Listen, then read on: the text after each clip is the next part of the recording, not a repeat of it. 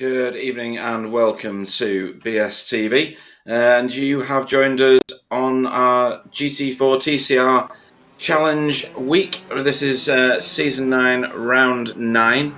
And we are at Brands Hatch. And we're at the Indy Circuit, which is the quick one. So, I am Pete of Bingham, apparently, and I'm in the booth with Sir Alan. How are you doing, Sir Alan?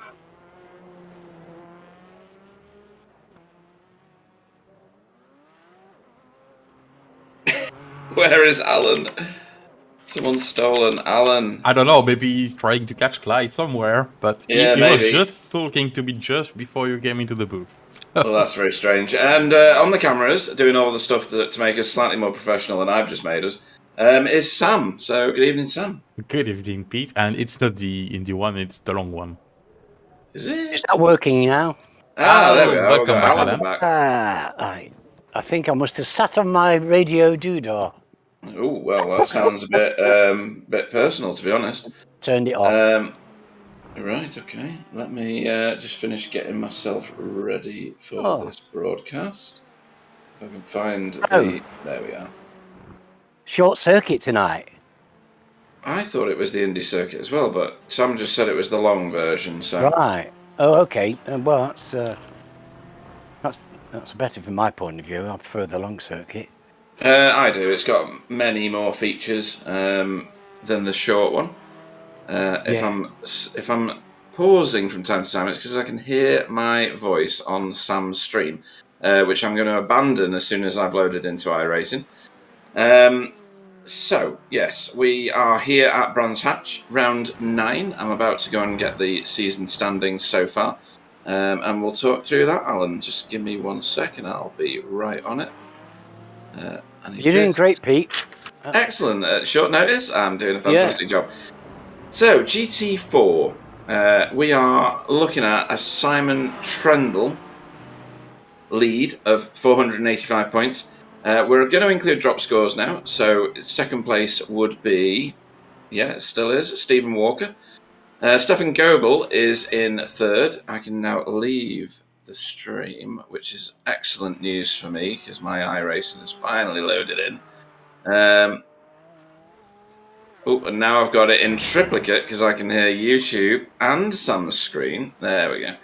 Okay, so excuse me for a second while I go and change my battery. No problem. That's is that his pacemaker? Who knows? Stefan Goebbel is in on 401 points. Jamie Wilson's in fourth on 374 points, and 1 point behind is Chris Needham. So there's a lot going on in GT4 at the moment.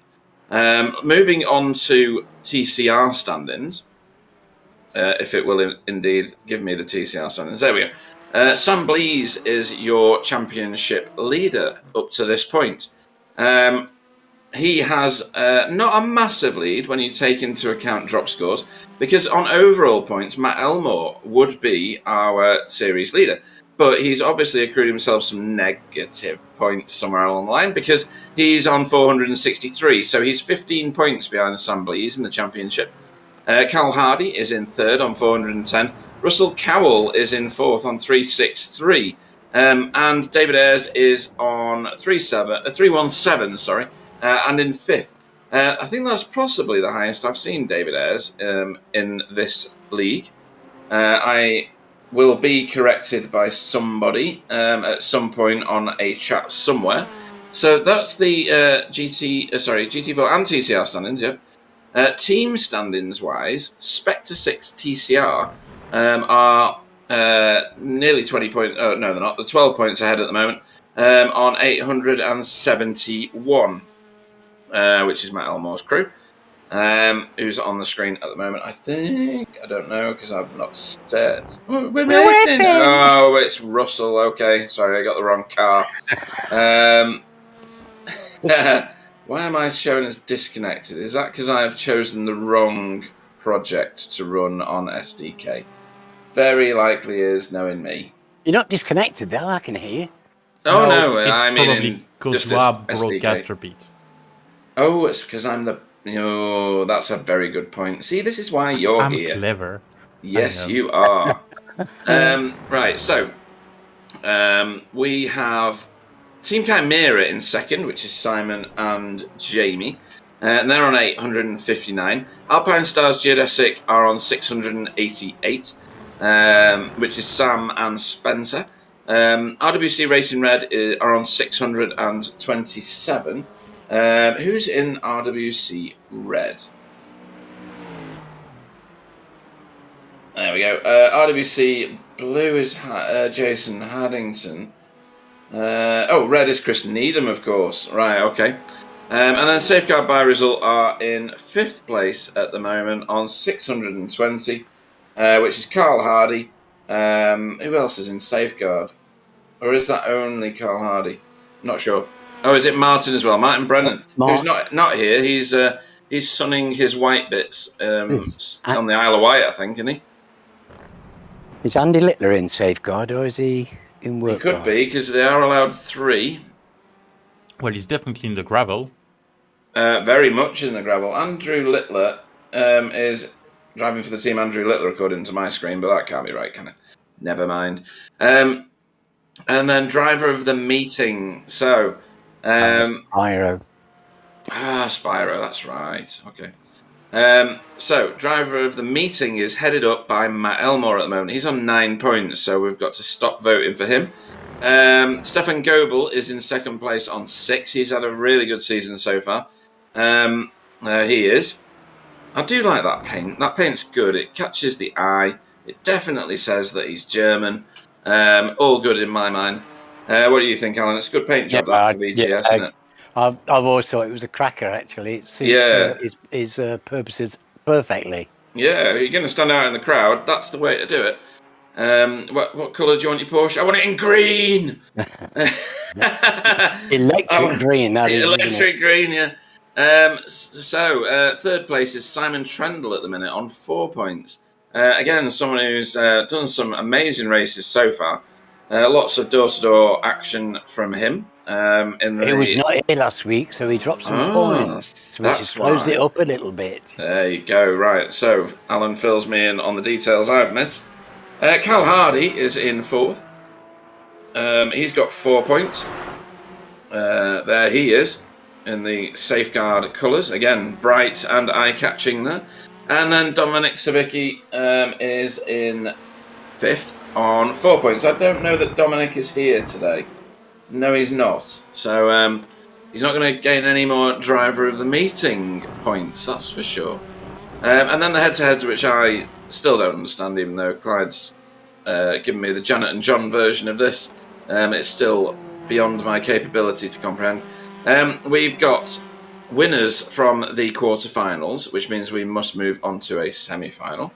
So semi-finals are in split 1. It's JB versus David Ayres. Obviously, the points are blanketed off now. As we, I thought I'd done a paint for JB. Never mind. Points are blanked off for rounds 9 and 10 as they generate points for those, and then those will go off into the 3rd and 4th playoffs, and then the finals. In split 2 is Matt Elmore and Russell Cowell, so that is an all Spectre 6 affair as they battle it out between themselves. That could be quite a funny one. We'll try and remember to come back to that at the end of the race. In GT4 split 1 is Simon Trendle and Stefan. That one should be a bit of a tasty effort given where they are in the standings as well. And then GT4 split 2 is Jamie Wilson and Stephen Walker. So we've got a good battle brewing there as well, because Stephen's getting his pace together, isn't he, Alan? Yeah, he's found his pace. He's really been driving very well, and giving Simon plenty to think about. Oh yeah, it's Simon and Stephen fall into the most annoying humans category purely for the fact that they're great in every car. It's an unfair category for them to be in, I'm sure. But my jealousy overrides all other emotions when it comes to people who are so very capable in any car that they get in. Ooh, Yes. Although we've got a few runners and riders that are taken to the scenery at the minute. So Hugo, and we were just watching Stephen getting a bit out of shape as well. Sam Blees here, doing another great job. Hugo had a few misdemeanors last week getting on the grass, so... Did he? Right, I wonder okay. if he doesn't know these circuits. I wonder if he's actually having to learn all the time. Well, maybe, but Brands Hatch is definitely one of those tracks where you can get quite a few off tracks.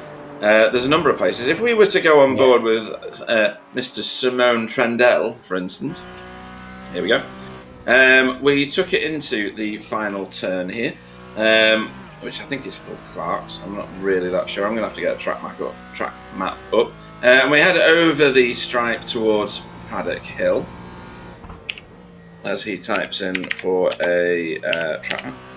And then down through this dell here, and up towards Druids, which is a very tight second gear right-hander. Beautiful corner. Yeah, it is actually very iconic. Your car goes light when you turn into it, which is quite kind of clever. And then we are into whatever that turn's called. I should remember. It's something along the lines of Graham Hill. Graham Hill, thank you.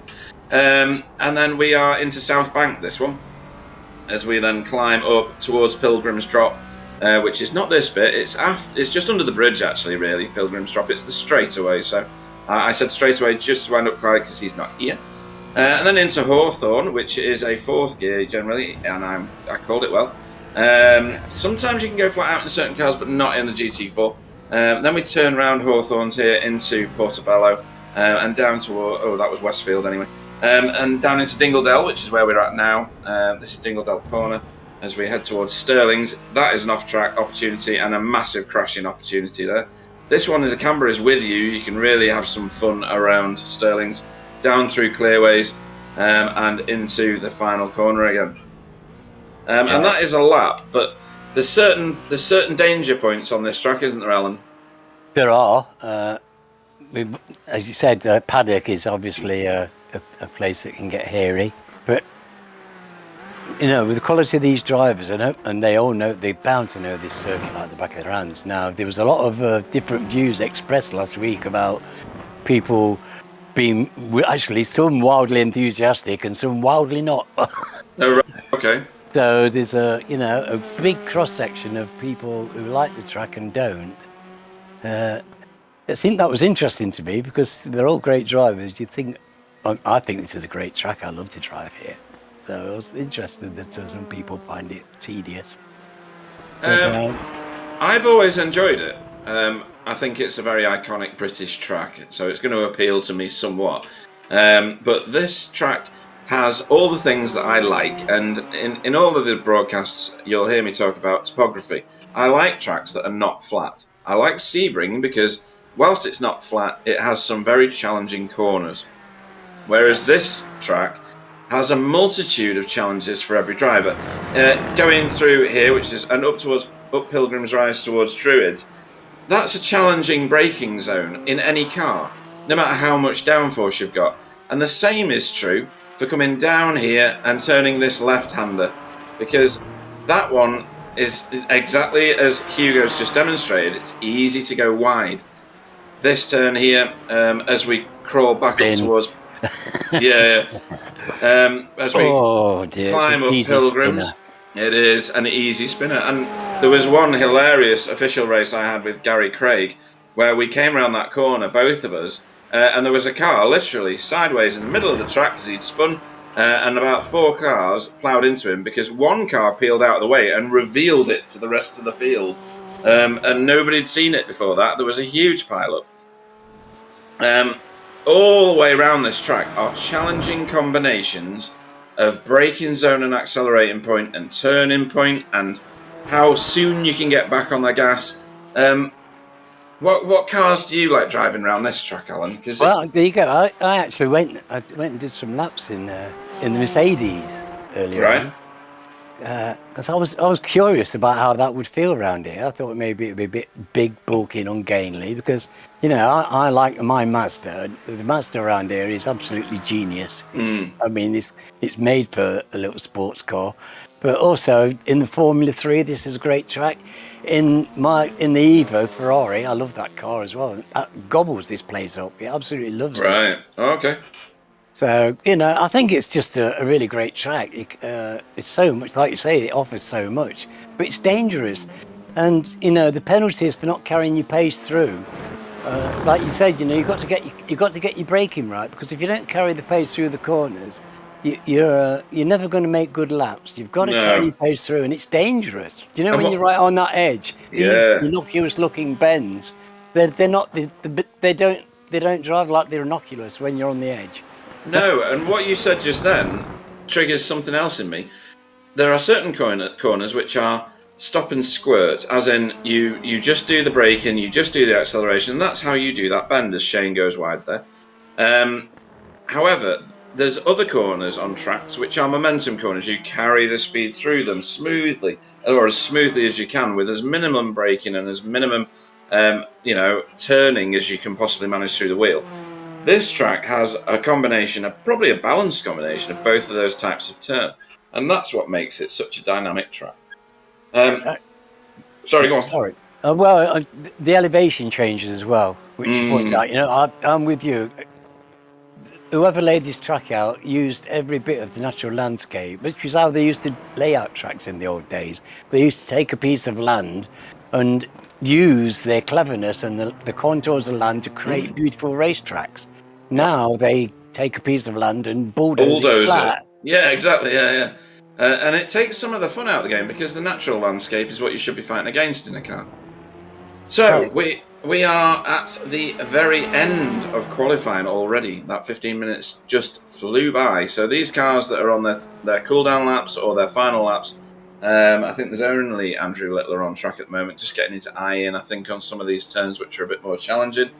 And we'll soon, once it goes official, be going through our grid, which at the moment, I think if I was to, I don't know, that GT4 one, if it goes official as it looks now, that's going to be a bit of a tasty one, with Hugo in second, Stephen in first, and Simon in the middle of the field. So we'll have to see how that goes. Right, then I'm shocked to see Simon in fifth. Yeah, I don't know what went on there, so we'll have to interrogate him later if he's in the booth. So, your GT4 field is thus. Stephen Walker is your poleman for tonight for Spectre 6 on a 128.795, which looks rapid when you consider, that Hugo was 0.148 slower in second place for Fiercely Forward. Chris Needham will go off third for RWC Racing Red. He seems to have found his form again. He kind of dipped away for a while, but now he looks like he's back. Yes, showing again. Yeah. Fourth will be Stefan, which I expected him to be floating further to the surface as well, for VTS Esports, with Simon Trendle for Team Chimera in fifth, last season's champion. Equally as shocked is Alan as I on that one. Jamie Wilson will start sixth for his teammate, Team Chimera, just over half a second behind the poleman. Rob Venn goes off seventh for BSTV Esports Pink.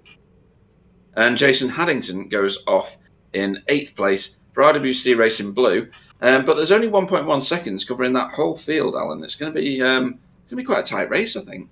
Yeah, it's very nice to see Jason doing so well, bringing up the rear there, but not dropping a lot of time to these not at all leaders. That's great to see. It really is good. It's a healthy GT4 field when it's that close. In TCR, Sam Blees is your poleman for Alpine Stars Geodesic on a 131.093. And again, that is clearly rapid because the annoying Wobbly, who's good in any car as well, for BSTV Esport Pink goes off second, but 0.3 slower, which is quite a lot, isn't it? That's a lot of track, 0.3. There's a quality of driving. Yeah, definitely. Matt Elmore goes off third for Spectre 6 TCR. With Carl Hardy in fourth for Safeguard by Result. Fifth will be Russell Cowell for Spectre 6 TCR, right behind his teammate. JB Dejoux goes off sixth for LMT Racing. Seventh is Carl for Spectre 6 Solo. Andrew Littler goes off eighth for Spiro by Result. And bringing up the rear of the field is Matt Flannery, who I thought would be possibly higher. Depends on how much practice he's done for Alpine Stars Geodesic Racing. He joined the session just as the qualifying session ended, so hasn't put a plan. Right. Arrive and drive, Alan. Not advised, is it really? No, his heart will be beating. You're unsettled, everything's adrenalated. You're not. It's hard to concentrate when you're last minute. It really doesn't do you any favours. I feel for him. He'll be trying to settle down now. Make the best of this lap to get his feet under the table. So interestingly, the Mercedes is the front GT4 car, that's in the pole car, and it's also the 8th and 9th car as well. 7th and 8th car. With a whole load of Porsches in the middle. Well, you'd think the Porsche would be the favoured car on this track, but I because it's nimble. But I found the Mercedes to be really quite a nice drive around it. It surprised me, but with how planted and nice it felt on the track, it really did feel good. And I think in the hands of one of the fast guys, it's going to be a quick car. And in TCR, I've been surprised again actually by the speed of Sam Blease, because Matt Elmore is the second Elantra. It's actually a Honda in second place in the hands of Wobbly, who was second off this time. So that pole time from Sam Blease was extra special, and Wobbly's time must be special because we know that the Honda's not up to pace. As we go to green, and he's gone. Wow, look at that start. Yeah, he called that very well. Hugo's going to get mobbed here if he's not careful. As we go in 2x2 from second place back over. Good control from Chris Needham on the inside of that corner, because the inside of that corner can catch you out, Alan. Certainly can. It's a bit tighter. We're on the inset camera for Jamie Wilson on your stream. It's so off camber as well, Pete. It's sharply downhill there. It's going right, and it unsights you. Ooh, and we've got a slow moving Sam Blease. We're going to have to see the start again at some point, because Sam's relegated himself nearly to fifth place. Wow. I don't know what's happened. He's in fifth, so that's not gone well for Sam Blease. In fact, this may well be the replay. So he got a blinded start. Yeah, so they've not actually gone yet. Oh, he went out of the penultimate turn, and he's gassed it at that point. So Wobbly's dropped into his toe. This is all the replay, folks. And something's happened when he's gone into Paddock Hill, because he's still leading over the start-finish line on the green flag. 3 wide behind. Because he overcooked it. He seems to have got himself... Ooh! Good catch. Good catch. Oh, what a save. That was exceptional. So, now we know what happened there. So, back to live racing. Oh, that's a shame, because he got a blinding... Oh, that's not how you went to pit lane. Who's that? Jamie? Is that Jamie? Yes, Jamie. Is that Stefan? Have you seen another car as well? Oh, I didn't see a second car. Saw something behind. Right, so we are watching Stefan. Oh, yeah, he's got a wriggle on. Oh! Stefan got away with that the lightest, and it was his error, really. Jamie. Now, that's happened to me, that I've ended up in the pit lane. Going backwards. How do you even get out of there? I've never done that. It's happened to me. Is he going to get told off by the authorities for doing what he's doing, do you think? I got a black flag. Did you? Yes, I had to do a drive-through. Well, maybe that's They said where he's gone. They said I'd done a pit entry, even though I was going backwards. I was spinning. Right, so, don't know what's going on with Jamie just yet. That Maybe he's got damage. He's maybe got damage there. Don't know. Maybe he's doing a 40-second stop and hold for the sim, thinking he's done something utterly naughty. So let's see. Hugo is our race leader, and I'm not sure that we saw that happen either. So everything is happening all at the same time. Again, why do I get these broadcasts? Why can't I have a nice, simple, boring broadcast from time to Good time? start by Hugo. We stopped broadcasting endurance races, Pete. Sorry. Yeah, this is true. David Ayres, I'm sorry, but it's Spiro. I don't care how you pronounce it. If you're posher than me, then you take your poshness and you can shove it up your... He's on his holidays. Is David? Is he? Is he? Well, he can... Yes. He's on his boat. Is he got a yacht, is he? Boat. Has he got a yacht? Well, he's got a nice cruiser on the Broads, I think. So that is the overtake, I think, with Hugo. He's done it up Pilgrim's Rise into Druids, and he's made it stick, although Stephen's stuck with him for quite a long time. But that's an agile car, you see. Ooh! And then there was a squeeze on the RWC Racing Red car of Chris Needham behind. So Hugo's doing a brilliant job at the minute. Yeah, that was really classy, but classy by Stephen as well. It was good driving by both of them. Simon Trendle's trying to get onto Chris Needham's car now as well. And that's Rob Venn. He's stuck with the pack very well this time. Yeah. Rob needs to keep on, doesn't he? This is good. If he can keep on there, that'd be lovely. Yeah, these guys. Yeah, these guys are dropping. Jason, obviously, Stefan's had his moment with Jamie, and Jamie is the last of everybody at the moment, sadly. But he's back on track and circulating.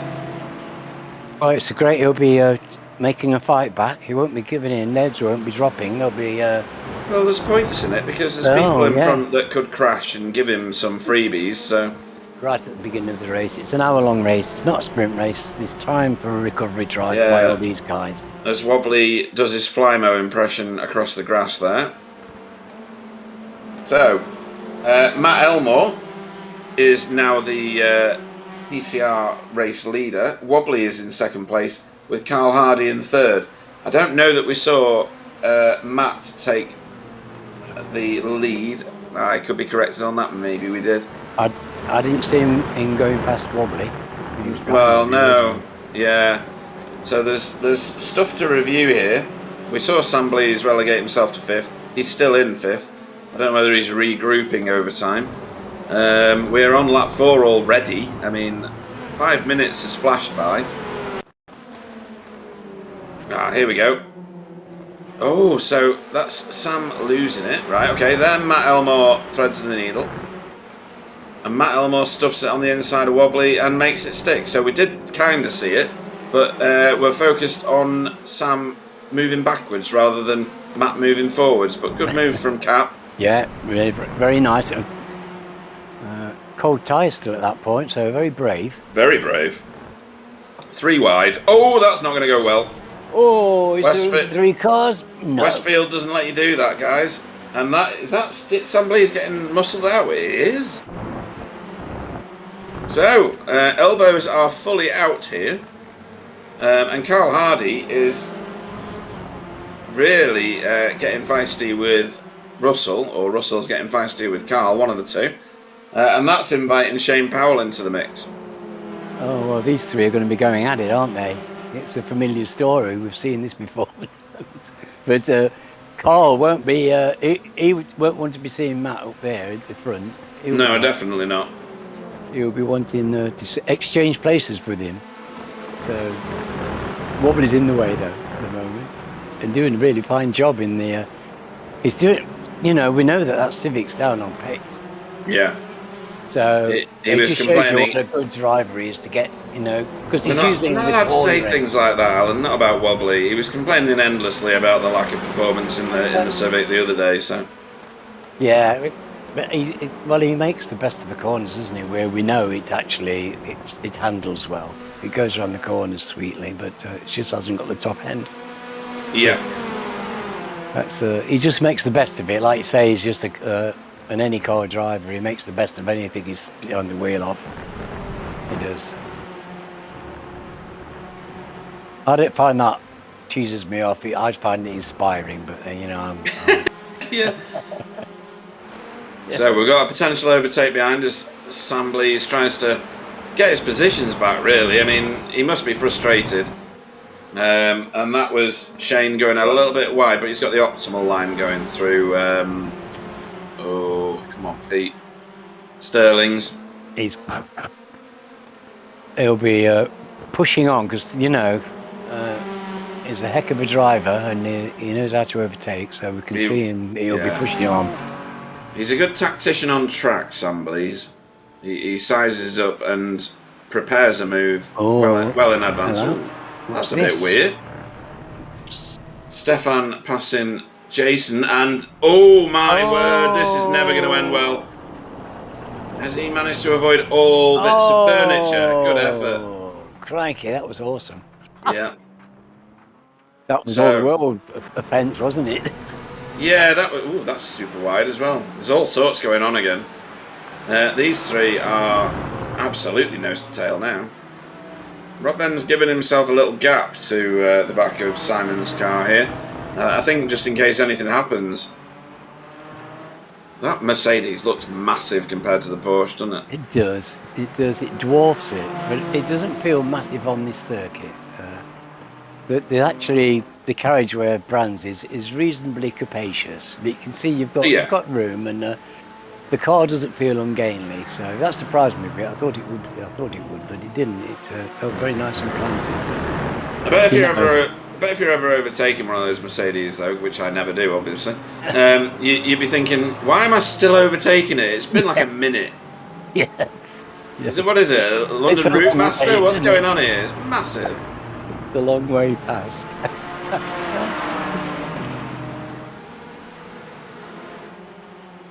Oh, here we go. Side by side. Samblies has caught Russell Cowell already. So I think Russell may have had a moment somewhere because he's no longer with Carl. Oh, he's way back now. It's quite he is. That wouldn't have happened without something going on. Definitely not. No, and Sam's made that work. Well, Sam's not going to be taking any prisoners, is he? He's not had the best start to his race. No, he's fought his way back to 4th place at the moment, which is not going to make him happy because he was the pole boy, so... But he's a racer and he'll be relishing the chase. He will, definitely. I'll be interested to know what they're saying on the Discord in there, because I bet it's juicy. Yeah, so as these guys make their way out of Clark again, we are on lap, don't know, 6 or something, 8? Oh my god, where are these laps going? It's going to be quite a high lap count for this one. Certainly turned them in.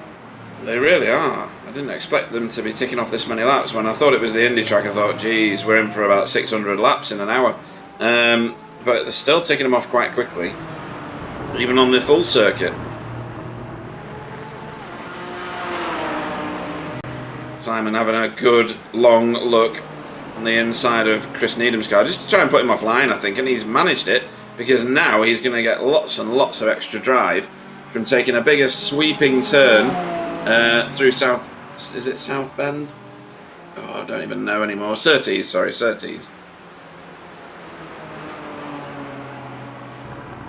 Side by side, and he's had to get best as they approach Westfield. Yeah, he was always on the wrong side of that one, just slightly. But they're certainly going for it, and it's exciting racing. It is. They're holding nothing back, are they, the guys? No, I mean, I know that rear-wheel drives through Sterling's, which is where they've gone through just there. It's phenomenal fun because you just plant your foot, and the camber of the track just takes you around the corner on its own. Clark's is not necessarily the same. The back end wants to disappear off into the scenery. Yes, there's a large patch of sand there, and there's a reason for that. Yeah, exactly. And all that sand outside the Paddock Hill turn as well. Yeah. So anybody watching who thinks, oh, Brands Hatch, seen it loads, it's boring. Driving it is a different beast because there's so many variations of turn, of camber, of braking zone, the way that you approach every corner appears to be different, and you could say, yeah, that's every track, Pete, duh, but it's not, because you got topography in here as well, as we see. Is that Sam? Oh, yeah, I couldn't even see his car. He was that tucked in. Yeah, he's made mincemeat of Carl. He really did. That looked so easy, but you can see Carl's still fighting because he's trying to go around the outside at Druids. He's going to cut back. It's not going to work, but no. That was Sam's really doing a heck of a recovery drive here. He is. That's Sam back to third, and he's got a big gap to jump now. He's got 4 seconds. You can just about see the back of Wobbly's car disappearing into the distance. You might see it better once they get onto Pilgrims. Maybe not, because the camera's pointing the opposite way down the track as they head towards Hawthorns. And Carl's sticking with him. He's probably using him for a bit of a toe. Oh yeah, he'll be hanging on for his toe for dear life. Yeah, we've got Chris Needham still with. Here we go. Simon Trendle is crawling all over the back of his car now. I don't know whether Simon's starting to get a bit frustrated or whether this is part of his game plan. Ooh, Shane Powell getting a bit wriggly. Wow. And that was coming out of Sheen's, which is a fast corner, so chances are he's run here through Dingledale, carried too much speed into Sheen's and run wide on the left-hand side. Yep. We've all done it, and I usually spear straight across the track and into the Armco barrier on the other side and retire the vehicle. So he's done a good job of not dying. It's only a couple of hours since I was doing that myself, Pete. Ah, excellent, yes. It's mine and your names that are etched into the Armco barrier just over there then, Alan. Well, the Mercedes lost its rear end quite severely with the cold tyres. So I was interested to see the start of the race because it was really quite twitchy with the cold tyres through there. Yeah, it's hard to modulate the gas through there because by the time it's done something naughty, it's too late. You can't put your foot on the brake because that'll send you into oblivion. What you're going to do, you just got to steer your way through it, which is exactly what Shane did just then. These people are very good at saving cars, though. If anybody can save these lot. Reactions of a cat is what most of these drivers in this series have. You do see amazing, spectacular saves, and you see lots of spectacular driving as well, close and side by side, and then really risk-taking driving because they're secure with each other. They know each other so well that they know that they can do it. Yeah, they know that the other driver's not going to do something utterly random. I mean, look at this. He's that close, you can't get a Rizzler paper in between them. Look. He got the run coming out. He did, and he could hold this because Hawthorns is good round that outside line because you can get on the gas a little bit earlier. Oh, he had to lift. He's going to lose out at Westfield here. Yeah. And back through into Dingledale. Chasing. I had to give that slight lift. You could see it was a shame. Chris is earlier on the brakes than Simon, and that's pulled Rob back onto the back of him. This happened last lap. I was watching it, just watching the dynamic of the three, and that was exactly the same pattern. This is great for Rob if he can stay in contention. Oh, very much so. I mean, he may be saving some fuel back there because it doesn't look like he's chomping at the bit. If he can do a little bit of a shorter pit stop because he doesn't need quite so much, then it'll benefit him. Just for information, Jamie Wilson now a lap down on the lead GT4s, but still circulating because there's still plenty of opportunity to pick up some pieces at the end of the race and score any points he can, to be fair. He's probably a bit bored because there's nobody to race against. Well, he'll soon catch them up and then he'll be able to race with them. Absolutely. I mean, this is the closest racing I've seen for quite a long time between these two. Whoa. Simon's basically pushing him down the straight there, down Pilgrim's Drop. It's unusual to see Simon being so aggressive. He can be. He's got the skills to be able to follow it up as well. Yes. Well, normally he's so swiftly past somebody. You don't find him in this situation where he's. But maybe he's struggling to get by because normally he's so quick on his overtakes. You don't. It's another brilliant feature of Brands, though, isn't it? There's no massive long straight here. Yes. The straight, the start-finish straight isn't a straight. It's a massive bend. Pilgrim's Drop is probably the longest straight section. And by the time you've done the drop and come up the hill from Surtees, you don't get the chance to get fully alongside, although Simon nearly did it into Hawthorne before. So it does make overtaking a challenge, but that's part of the beauty of the track. Indeed, it requires subtlety. You've got to be able to read the road and make the best of the conditions. Very much so, yeah. And just to keep you aware of what's going on in TCR, Wobbly is closing ever so slightly on the back of Matt Elmore. He's definitely closing him down by bits of a tenth per lap. Last time round he was 1.5 tenths faster. So there's not a lot between these two at the moment. Sam Blease, however, has cut into that 4-second lead by half of it. So he's halved the gap already.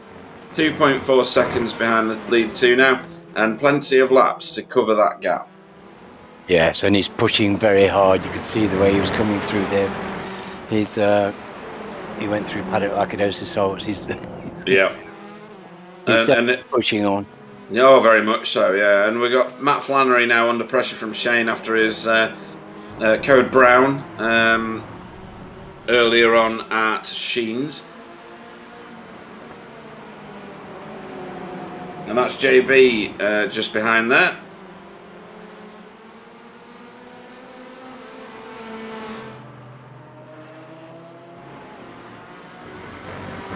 So Simon still trying to work over Chris Needham here. That's almost. Oh no, is that Jamie? That's Jamie. Oh, it's Jamie.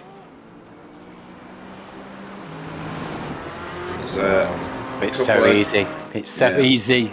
It is. It is. It is a challenging track. I mean, yes, a lot of people could just get round, but getting round fast is a different thing. And this might be the opportunity that Simon was looking for. He's got it now. He's wholly ahead now, surely. Yes. Yeah, he's got it. He got a beautiful run through there. Yeah, he got a lot of advantage coming out of Surtees, and then just powered his way up the hill there into Pilgrim's Drop. I think he was probably being held up quite badly, so I'm expecting him to move ahead quite quickly. Well, Chris Needham's no slouch. He's been a champion here, hasn't he? Yeah. Well, he'll be taking advantage of the toe now. The boot's on the other foot, isn't it?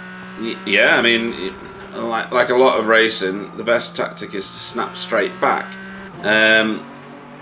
It stops the other driver doing kind of what Simon's doing now, which is forging a gap. But he's not been able to do that on this occasion. The track layout didn't let him. So that now places Chris Needham at risk of losing another place to Rob Venn, who will be smelling blood and wanting his own slice of that now. Yes. There's nothing encourages you seeing somebody else just go do that. So, but, Shane Powell is. If he hasn't done it already, he has done it, right? Okay.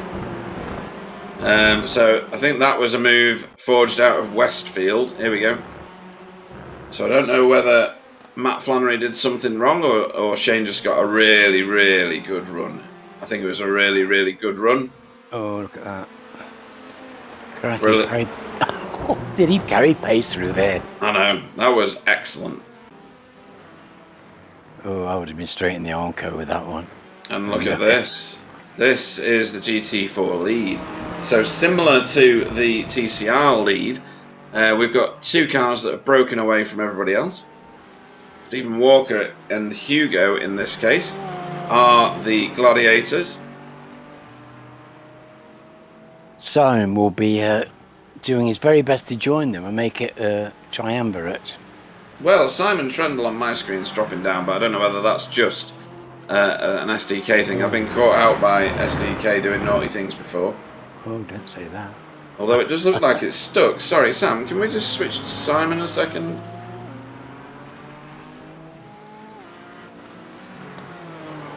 Oh, he's on his way. He's on his way, apparently. Race director is at some distance from his microphone. Yeah, obviously, I will blame Simon funny. for doing something stupid whilst I was getting water. And yes, water. But I'm not wobbly. I'm not drinking beer while doing broadcast. No, but even though I could, but yeah. Oh, here we go. Right.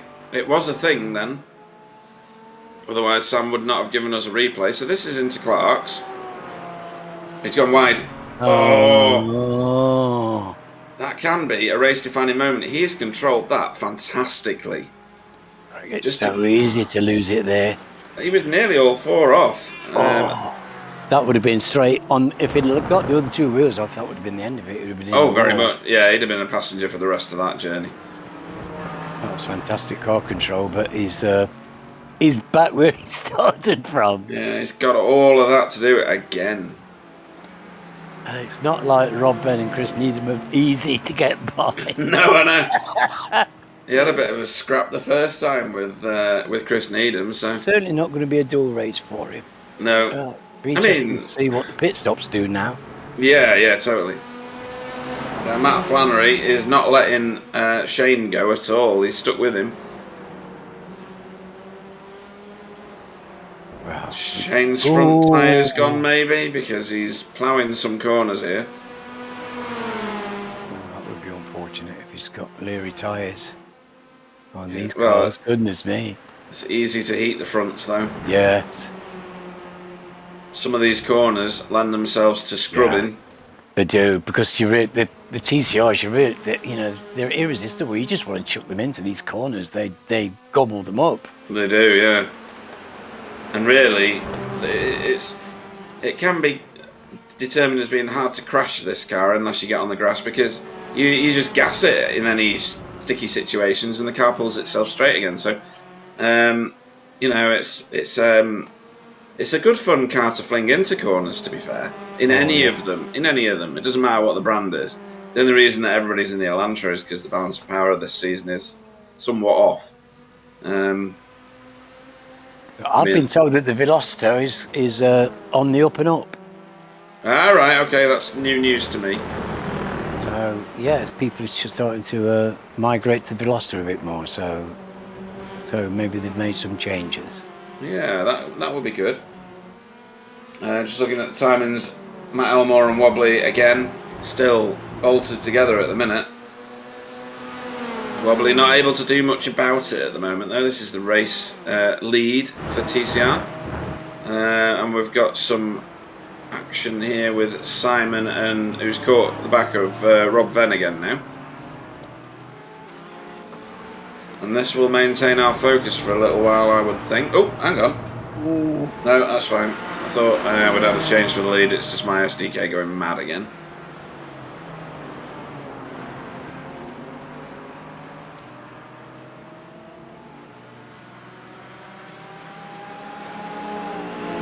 Simon, as you've done it once, I'm sure you can do it again. Yeah, he should find it easier this time, right? He's got practice. We know what practice makes. Well, I'm wondering about Stephen. Yeah, he's very comfortable sitting there behind Hugo. Yeah. And you've got to wonder, is that a tactic? But just responding to Cerberus Tigawoo on the chat, or Tigawoo rather. This is tight. Faster guys behind slower guys makes for more interesting racing. It really does. It makes for a great spectacle as Simon Trendle decides to peel off for his pit stop. He seemed to do that quite abruptly, so I think he was making sure that he was the only one that did of those 3. And he is the first car to blink overall. Obviously, we've had visitors to pit road, or one at least, Jamie Wilson. So we'll have to keep an eye on the time. Jamie's, I think, really was a 40-second stop and go, because he was stationary for 44 seconds, and you wouldn't be unless you were serving a penalty. So I think he's been caught out by sliding into pit road as a result of his contact from Stefan. No, I got a penalty when that happened to me, so Yeah. I suspect he's been caught in the same way. Unfortunate, really very unfortunate. It's like Well. it's double pain, isn't it? It is. It's a bit like being one of the pins in a bowling alley, really, isn't it? You know, the ball struck you. You don't know where you're going, and he ended up down pit road. And they fined him for doing it. Yeah. It's just, again, it's the automation of an iRacing code, isn't it? In the background, doing calculations, wobbly super widen on the gravel, but carrying speed. Pit stop's approaching. I'm just wondering. Go on. Because, well, Wobbly's not, he doesn't normally save fuel, does he? He's not a great fuel saver. But He can be if he tries, but it doesn't look like he's been trying, if that makes sense. No, because Matt's been going pretty quickly, hasn't he? You know, he's been setting a fair old pace. Yeah, although watching that just then, Wobbly's brakes did not go red, so he's coasting through some corners here. The Elantra's brake discs were red hot. Wobbly's were not. So I think he's doing a lot of coasting through some of the braking zones, although he's pushing the issue now. Yes, well, this is. I'm He's a bit got surprised this. that he's pushing on so near the pit stops. I would have. Maybe that's the tactic he wants. Maybe he wants to control. He wants a clear track to get in that pit road. We shall see. Interesting, no matter what, because I think- I wasn't expecting him to be making a move at that stage. Really, No, He looked I mean- very comfortable. So, yeah, interesting. Perhaps he's just being held up, and he feels like he's got just too much pace, and he needs to press on.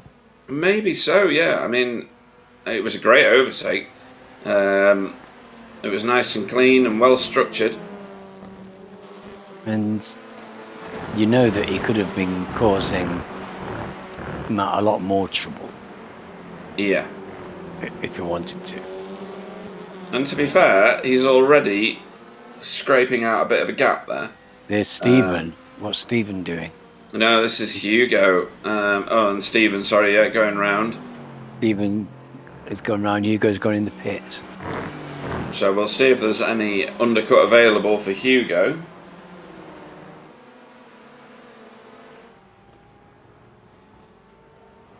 So interesting. Changed right side tyres, as you'd probably expect on a clockwise circuit.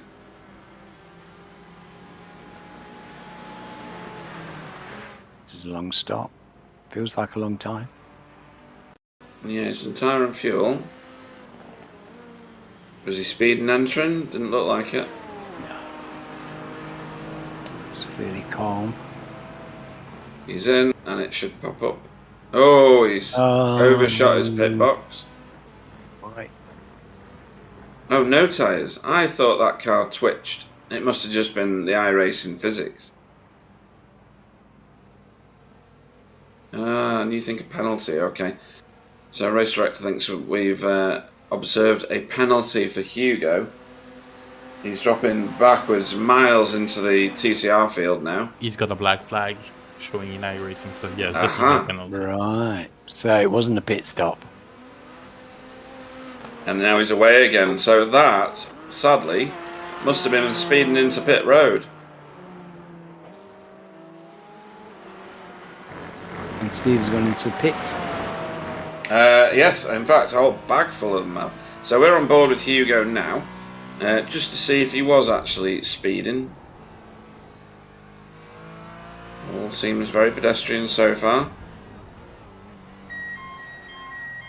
Oh, he did slow it again in a second phase. Definitely, I could hear it in the revs.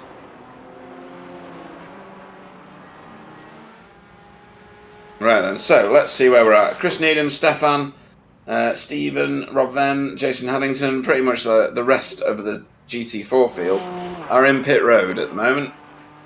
As Simon Trendle makes his way through. Stephen Walker must be thinking, hang on, where's Hugo gone?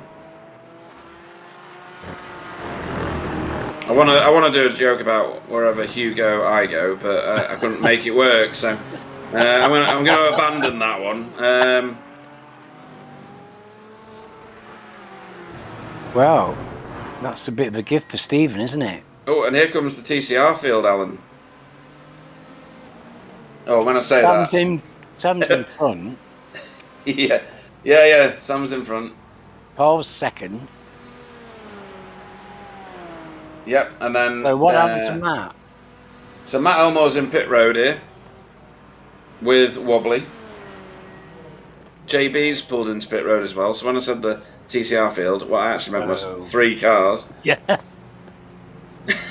So Wobbly and Matt and JB have all gone off. Now that's interesting. So Wobbly has managed to get himself a huge gap over Matt Elmore. Now, how has that worked out? So that's nearly 9 seconds, or is it over 9 seconds? No, it's not quite 9. Yeah, it's fraction up. Goodness me. So what does Wobbly know that Matt doesn't? That's what you got to ask. Does he know that he's going to get lapped once and therefore doesn't need an extra lap of fuel or something like that? But 8 seconds? What's that about? Let's have a look at the pit stop times. A lot of fuel. Or not a lot of fuel, depending on who it is. So Wobbly was stationary for 17 seconds. And Matt Elmore for 24. So 8 seconds is the difference, or 7 seconds really when you take into account the decimals. That's a lot of juice. Yes. Well, no, it's not a tyre dip. It's not long enough to be a tyre change difference. So. Oh, no. So definitely not. It must be fuel. Sam just reversed into the big lane. He missed his pit box. Oh, everybody's at it. Both the Alpine Stars geodesic cars are in because that's Matt Flannery rolling in behind him. So Sam is away, even after his little reverse. Carl Hardy's started to roll now. Shane Powell. Who is that? Is that Andrew Littler that's still in pit road? Yes, it is. Yeah, right, okay. and he's still in the pit. He's been in there for a little while. So, Wobbly's time is short, so 17 seconds, call it. But not unusually short, because Carl Hardy was only stationary for 18 and a half. So I think this is down to how heavy the right foot has been for the first phase of the race. Well, you've got to think that, haven't you? Yeah, you have to, because he was close, and he was, he was in the toe all that time. And as you say, he wasn't braking. He was cleverly using the momentum of the car. He's using great skill to actually eke out his fuel, using the toe of the man in front to help that process. And it's looked like he's actually created a substantial gap through. He's used his skill, his craft, and his knowledge. I think there's something going on, and I'm not discounting that it could be Matt Elmore that's made some sort of mathematical error in his fuel, because he was stationary for 8 seconds more than pretty much everybody. Right. Oh. Well, perhaps there was something else going on then. Perhaps or at least fuel. Yeah, at least 6 seconds slower than everybody. Or sorry, stationary for longer. There's Russell Cowell and Shane Powell. Sounds like a strange solicitors, doesn't it? Powell, Cowell and Elmore or something like that. A legal firm of some sort. I wouldn't trust them. Well, I think the Powell and Cowell show always sounds... I always think that. The Cowell and Powell show, it's always very exciting. Yeah, absolutely. So we've got GT4s passing TCRs here. Mr. Hughes doing great, isn't he? He's Nick's still there. Yeah, super smart racing from JB. Currently in 6th place in class. Good points on offer there. And he's ahead of some very, very handy drivers. So he's ahead of Shane Powell, he's ahead of Matt Flannery. Wow, that's really good going. He's got to be happy with that tonight. I would say so. So Simon Trundle, for all his woes, is now chasing down 1st place. Yes, well, that doesn't surprise me because he's a fantastic driver. He was pretty determined in his attempts to come back to the field.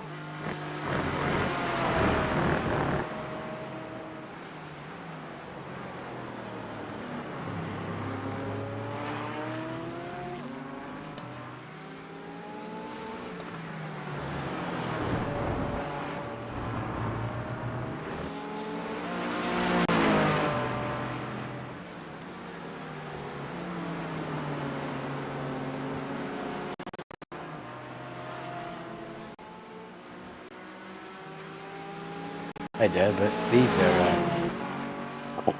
Well So, done. I think we've been chatting for fun for a little while, Alan. It's all right. Keeps me in the flow. So we're back now. So Anthony, you should be able to hear us loud and clear again now. You back? Brilliant, nice one. So yeah, he says he's about to dust off his Porsche RSR for the Le Mans 24 hours in 10 days. Sam's had some SDK/Discord issues, so they're resolved now. So nice work, Sam. So we are kind of where we were. We've got Simon chasing down Stephen for the top spot in GT4. I like the fact that they do take different lines. It shows the behaviours of the different cars.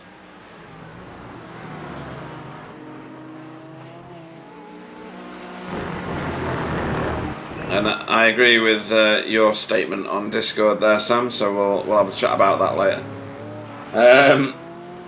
Meanwhile, in the TCR field, I'm not saying this incorrectly, Jamie Wilson's making his way through to try and do some recovery damage. He's not picked up any positions just yet, but he's standing to do so maybe if somebody makes a mistake. The lead of that class, have we just lost Sam again? Alright, we've lost Alan now. Okay, it's all going on tonight, folks, all going on tonight. Alan flushed himself or something. Are you there, Alan? Yes, I'm here. But I haven't got a visual, so okay. I'm not seeing anything, so I thought I would try. That might be because Sam's not yet shared his stream again on Discord. Ah, there it is. So, just thought mine might be broken as well. Yep, and in all that, Simon has effected an overtake just now. So he's gained the lead of the race despite all his woes and amazing drive. Just brilliant. I think there may be a case for doing what I don't normally do, which is giving a driver of the evening to a race winner, because that is exceptional work. We've got Matt Elmore now closing in on Carl Hardy, I think, unless I've got my gaps incorrect. Not Jamie. No, that is still Jamie? Simon. Is Jamie still?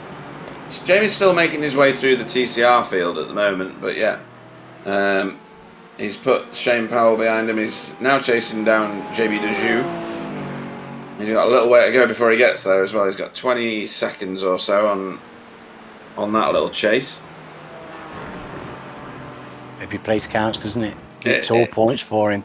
Well, it would be if it was in his own field, but he's making his way through the TCRs at the moment. That's the issue. Yes, but he's bound to. At the end of the day, he's bound to have. If he finishes the race, he's going to do better, isn't he? He's a lap down. Does that affect his point scoring, or does? No, just by position. Yeah, by position.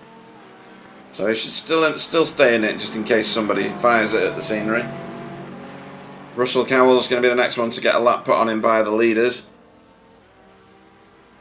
A bit sorry for Jamie. Have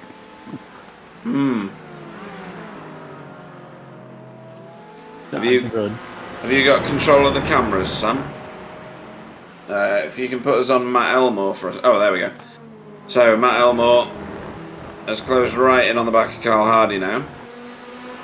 Matt, our one-time race leader, who stopped for quite a bit longer than everybody else, it seemed. Stationary for longer than everybody else, rather, in pit road. Obviously got out, had a coffee, bit of a croissant, had a really cultured pit stop. Maybe read a little bit of Tolstoy or something like that, and then got back in his car and set off again. We're not sure, are we, Alan? Well, it could be all those things, or it could just be that the lid of his thermos jammed. Oh, it could be, yeah.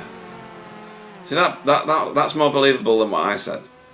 Oh, I'm not sure, actually. I like yours, really. But this is tasty. Yeah, it is.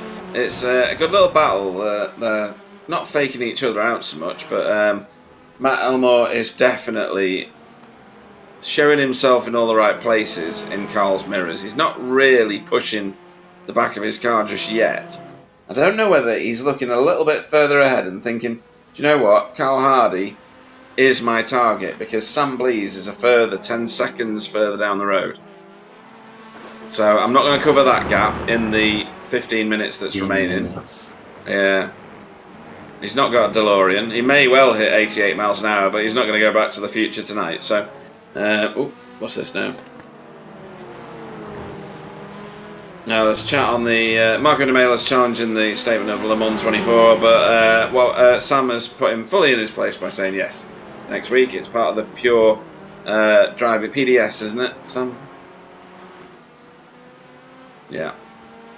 So, these guys continue on again. In the background there was, I think, Jamie Wilson, who's closing on them. No, it won't be Jamie. No, that may well be Simon Trendle, if he's gaps. It is. It's Simon Trendle. So that's the GT4 race leader approaching these two now, who are busy scrapping. And in the very far distance, you will see Stephen Walker. Has he put that gap into Stephen already? He's put that gap into Stephen, yeah. It's amazing, isn't it? Simon Trendle has literally just done the fastest lap of the race last lap round once he got into clean air. A 129.03. That's pretty close to what they were running last time we came here, I think, isn't it? For a lap time. I think so, yeah. I mean, the qualifying fastest lap was 128.8 or something like that.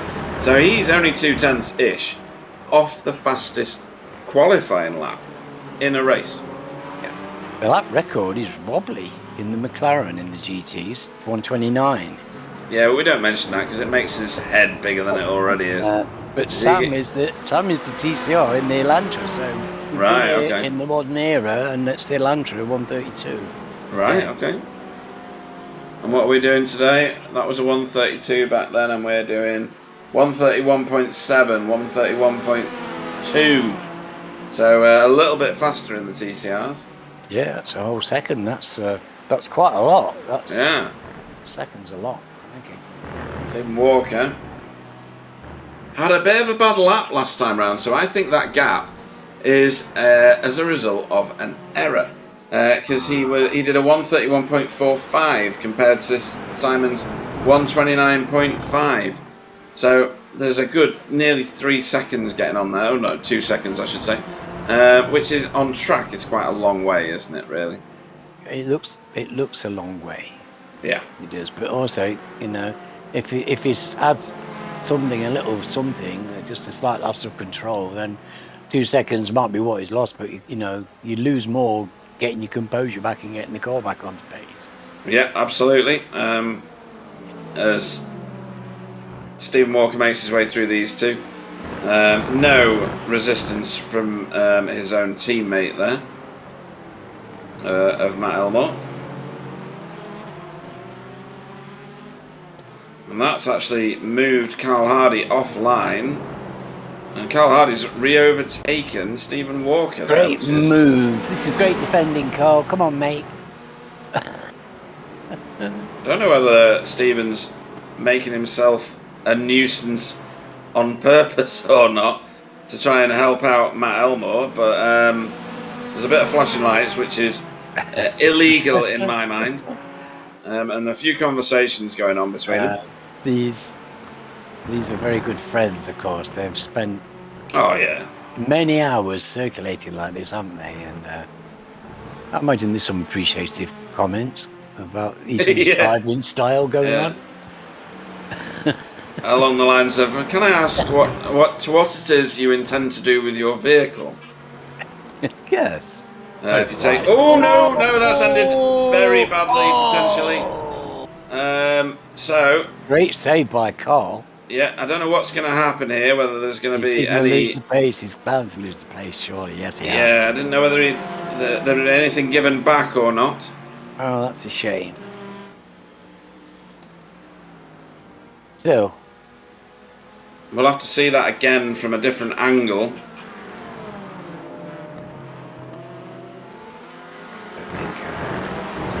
Anything lost, really. No, and I don't know whether this is Matt letting Carl go again. It looked like actually. Looks like it to me. Yeah. Be very typical. Very typical. Very typical of the league. The sportsmanship in here is tremendous. Matt very wide there. Careful, Matt. As Rob Venn making his way through. It's never easy, is it, when the faster class comes through your field? Oh, it's hard for both drivers. It's hard for the guys who are being overtaken, and it's hard for the guys who are trying to do the clean overtake. It is, especially when they're in close quarters, and that's pretty close after all. It is. I have to say, Matt wasn't fully alongside when they approached the corner, so to my eye at least, it was a bit of a send. But well, he gave the place back, He did. He did, yeah. I will appreciate that. They're very good mates, so give them something to talk about. Absolutely, yeah.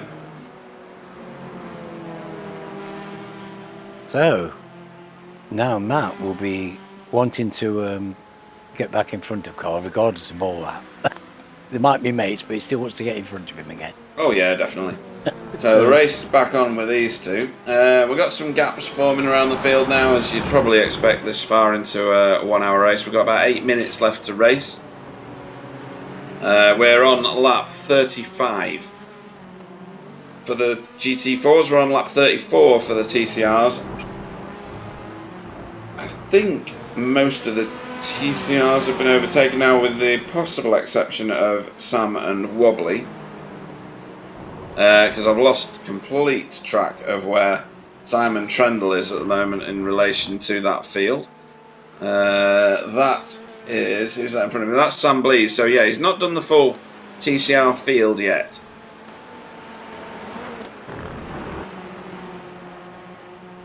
As Carl Hardy continues on with... Looks like Matt's having a lap off, doesn't it? He's not pressing at the moment. Yeah, he's probably just regaining his composure. He's probably spotted now where he wants to make his move. So now he just needs to get on the back of the car in front and make whatever plan he's got take effect. Carl's gone defensive into Clark's. You can feel the attack coming. Yeah, it's very much so. Manoeuvre. And some robust defending here from Carl Hardy. Legitimate, but this is nervy braking into It paddock. is. I do see this may not end too well, but we'll see. I've got confidence in the drivers, and I think they're used to driving at close quarters, and they're going to pull it off and surprise you, Pete. Let's see if your faith is well placed, Alan.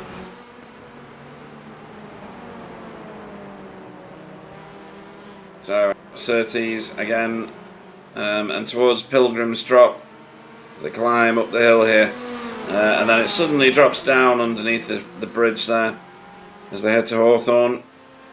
Just enough to completely wreck your braking for coming around the Hawthorne. Oh, absolutely, yeah. It really does throw the car off as well. Into Westfield again. In the distance there behind is Russell Cowell. I'm trying to see if he's closing the gap at all. Obviously, with the shenanigans that went on before, there was a closing, but nothing significant. And Matt seems comfortable not to be pressing the matter at the moment, although Carl just went a little wide, so Matt starts to gain again. Yeah, Matt won't need much encouragement, will he? Carl needs to keep it tight and keep it clean. And I do believe that Rob Venn is catching Chris Needham now.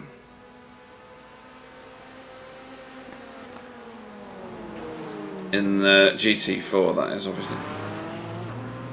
Yeah, he's closing in on him. Hugo's still in the fight. It's good to see that he's still in the race. 38 seconds down, no quitting. Still head down, going at it. took his medicine for whatever had gone on. I think it must have been speeding into pit road, because I can't see that it was anything else, to be honest. That TCR in front looked like it had no front end on it whatsoever. I don't know whether that was just the rendering on my screen, but that looks like it's devoid of any... Perhaps he's gone free form with his bodywork. Yeah, I think it's Matt. It's Matt Flannery. He's a lap down, is Matt. Yeah, he has been for quite a long time. So he's obviously come together with the scenery, but we've not managed to see it. It may have been during our IT issue. Oh, here we go. This is it. I don't think this was that long ago looking at it either. So, is this another one with tyres on the grass? This is what I do. That's what I do. Oh, it's painful. Yeah, and that's what you did as well, isn't it? Yeah. Yeah. Absolutely. There goes a bit of his car. There goes a lot of his car. I mean, that, you know, in a market share situation, that's a good proportion of the outside. Now, would you say that's going to affect his aero, Pete? It's going to improve the cooling of the engine. Right. Well, perhaps a cooler engine. More horsepower. Yeah. Let's go with that. Yeah. Yeah. So Rob Vernon's definitely caught Chris Needham now. Let's see what he can do. As JB Dejoux has also caught, or is he being caught by Shane? Or is that? Oh, I don't know now. Matt Elmore. Porsche on Porsche, or is it Porsche on Mercedes? This one is Mercedes on Porsche. This one. Yes, that's not going to be easy then, because those Porsches are nippy around the corners. Yeah, the Mercedes would like a nice big fat straight to go and munch away on, but it's not going to happen. As here we go again. Whoa. So now Carl on the defensive line with Stefan in the distance. Pick up the pieces as he drives by. Let's hope it goes smoothly. Oh, contact again, and that's going to be fairly. That's going to be fairly pivotal, that one. Well, it certainly looked like he pivoted around there quite well. Well, yeah. So let's see this from above. Yeah, thank you, Sam. So Matt gets a lot better drive and gets alongside. So his car is there this time. And yeah, I think Carl's come across the front. I think it looks like he was turning in and there wasn't anything to turn into. Yes, I would agree with that statement. So yes, pivotal moment indeed, as he pivoted around the bonnet and onto the verge. Let's hope his car isn't damaged to the point where it... Oh, is that Hugo? Oh my word! Oh no, that's a mess. That is a mess. There's 3 wheels on that wagon. Oh dear, not one of them's round. No, so Jamie Wilson staying in the fight right from the very start has now paid off, because he's overtaken Hugo, I think. Or he will do in 1 lap's time, rather. Amazing. Well, I like that. I like that determination, but I feel very sorry for Hugo, because it was pressing on. Did you see that? Whoa. That was another car. Was that Andrew Littler or somebody? It was definitely that kind of paint scheme with blue wheels. Oh, that would be Andy. And that was at the same place as oh no. Who else was it? Can't remember now. Oh, here we go. It's another Sheens moment for sure. And it's exactly the same again. Here we go. Same little wall. Yeah. It's almost like watching an action replay. Yeah. So, not the first, and certainly probably not the last tonight to do that. So I think the tyres are getting a bit worn now. Yes. But he did straighten out the steering mid-corner, which was an unusual one for that one. He might. Not sure. He was. He's expecting a new direct drive wheelbase. I wonder if his new wheelbase has come and he's tried it out. Possibly, yeah. I'm still getting used to mine, even though I've not raced with it very much. Yeah, no, it's a whole new thing. It takes time. Marco says it's a bit too much of a short braking zone to make that dive. I think that was a much earlier crash that he's describing. But I think I know which one. And then Cerberus Tiggerwoo says handbags might be out after this. I think they've already been fully swung. And now it's to wait and see who it is that's going to get it wrapped around their face as we start taking the checkered flags. Sorry. So Simon Trendle takes the win from Stephen Walker in second in GT4. Who's that now? Wobbly has taken the win for TCR. Who would believe that? I certainly am trying not to. Sam Blees takes home second. Any last-ditch efforts for a pass? Chris Needham's still under pressure from Rob Venn. That's probably the closest bit of racing that we've got on track at the moment, and it's done anyway. So that's sorted. They've just crossed the line a minute ago. Got caught out by all the other action there, Alan. Wow. Yeah, crikey. It all happened. It collapsed at the end, Concertina, didn't it? Very quickly. It really did. Some very exciting racing all the way through that, and some drama, some controversy. We're going to have to wait and see what the fallout is of this one. Yes. No, certainly wasn't a dual race, was it? Not in any stretch of the imagination. That was a good one, as we've still got people finishing, of course. So JB's crossed the line. I think he was the last car to do so, because Hugo, his car, I think it's being prepared for the crusher. I'm not really sure, but there wasn't much left of it after he hit that Armco barrier. That's for sure. No, at pace. No, that was significant. That. So, it's gone official already. So your GT4 winner is Simon Trendle for Team Chimera. And he won by what could be described as a big gap at the end, 2.8 seconds over Stephen Walker. Chris Needham finished third for RWC Racing Red, a further 8 seconds back down the road. With Rob Venn in fourth for BSTV Esports Pink. Stefan Goebbel in fifth for VTS Esports. Jason Haddington in sixth for RWC Racing Blue. Jamie Wilson finished seventh for Team Chimera. And then, unfortunately, Hugo, with that crash, brings up the rear of the field and finishes kind of in pit lane for Fiercely Forward.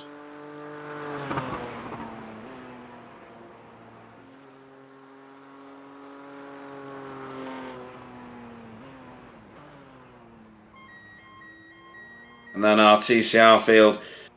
Your winner tonight was Wobbly Kneecaps for BSTV Esports Pink. Not that far, 0.7 of a second ahead of Sam Blees for Alpine Stars Geodesic Racing Black. Matt Elmore finished third for Spectre 6 TCR, with his teammate Russell Cowell finishing in fourth. Fifth was Carl Hardy, after that coming together with Matt, for Safeguard by Results. Sixth was JB Dejoux for LMT Racing. Shane Powell finished seventh for Spectre 6 Solo. Matt Flannery was eighth for Alpine Stars Geodesic. And then Andrew Littler for Spiro, that's how I'm saying it. So tough if you want to correct me, David. In ninth place and last. That was full of action all the way through, Alan. Yes. Well, it started off with the action, with you arriving 2 seconds before the start of the race, to pull off a fantastic introduction out of nowhere. It was amazing. You did so well, and we got off to it was thick and fast right from the first minutes, wasn't it? Yeah, not kidding. Yeah, that was it was frantic, but we remained professional and calm throughout, Alan. So it all worked out well in the end. We've already got people in the interview room. Thankfully, neither of them so far, at least, is Carl or Matt Elmore. They may be having a conversation of their own somewhere else right now. But we will start our interviews for the night with Simon Trendle. Good evening, Simon. Evening. I think you are the iRacing yo-yo tonight. You kept dropping back through the field and then fighting your way forward again, and then have done the ultimate fight forward and ended up winning the race. So congratulations.